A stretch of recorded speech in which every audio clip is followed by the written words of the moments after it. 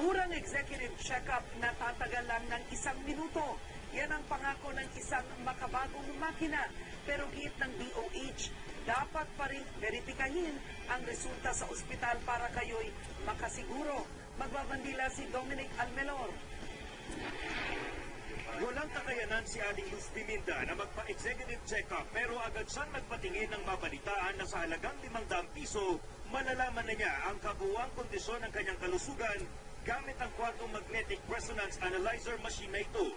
Sa loob ng 56 seconds, na-detect ng makina na may problema si Aling Luz Biminda sa timbang at panunaw.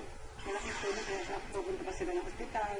Ayon sa alternative medicine specialist na si Dr. Bong Ramirez, natutukoy ng electromagnetic waves ng makina ang enerhiya ng bawat organ ng tao.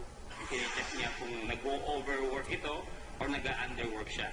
Kapag ka nagkaroon ng frequency na masyadong mataas ang palo niya o masyadong mababa ang palo niya, kapag lumampas ka sa normal range, ibig sabihin, mayroon dapat i-address sa health condition mo. Malalaman din daw kung normal pa ang reproductive organ ng tao gaya na lang sa erection meter sa kalalakihan. Bukod sa nalalaman agad kung may problema ang bawat parte ng katawan, nadidetect din daw ng machine na ito ang lagay ng emosyonal na kalusugan ng isang tao.